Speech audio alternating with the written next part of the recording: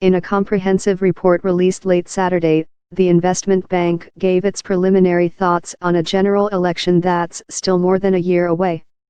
While Trump re-election is far from assured, Goldman's economists believe the president is bolstered by the advantage of first-term incumbency and the relatively strong economic performance, in what is sure to be a close-call election. Yet with more than 20 Democrats vying to replace him, voter turnout uncertain and the likely emergence of an independent candidate suggest that President Trump is more likely to win a second term than the eventual Democratic candidate is to defeat him, Goldman wrote. While we believe the majority of market participants expect President Trump to win a second term, we note that prediction markets point in the opposite direction and imply that the Democratic candidate has a 56% probability of winning and the Republican candidate has a 44% chance, the bank said. Political betting markets have shown mixed results, with a few recently showing a clear re-election advantage for Trump, while others predict a Democratic win. Amid a massive field of contenders, a Democratic standard-bearer has yet to separate from the pack. Vermont Senator Bernie Sanders, former Vice President Joe Biden, and California Senator Kamala Harris are considered frontrunners. Sanders has emerged as an early favorite. However, Biden, who has run into trouble because of his affectionate style with women, has yet to declare, and Harris doesn't crack double digits in most polls.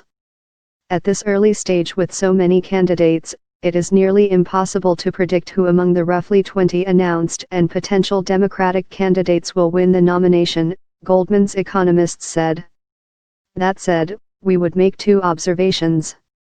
First, while the eventual nominee often trails in the polls in the year before the election, they typically have at least some base of support and poll in the double digits. At the moment, only Biden and Sanders poll nationally in double digits, the bank wrote. Yet with so many contenders, the odds are higher than usual in this election cycle that the eventual Democratic nominee could emerge from further down the list, according to Goldman. However, even in the crowded 2016 Republican primary, we note that by the time of the first debate then-candidate Trump was polling at over 20%, the bank added.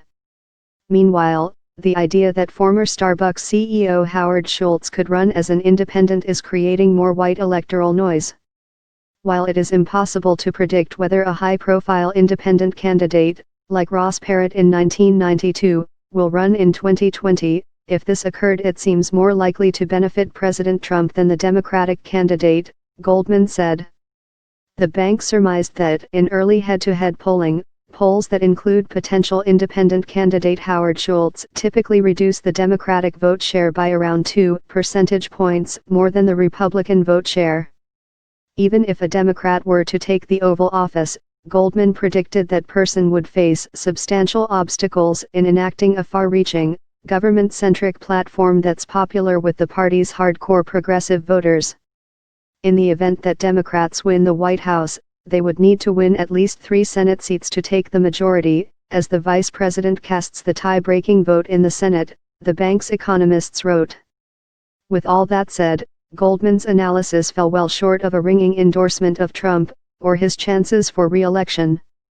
The bank noted that the 2018 midterm election, in which Democrats performed strongly amid historic turnout, portended at least some trouble for the president.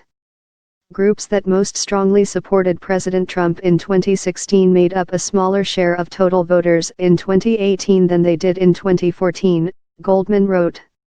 The upshot is that a core component of Trump's base declined meaningfully as a share of the electorate in the 2018 midterm elections, Goldman said.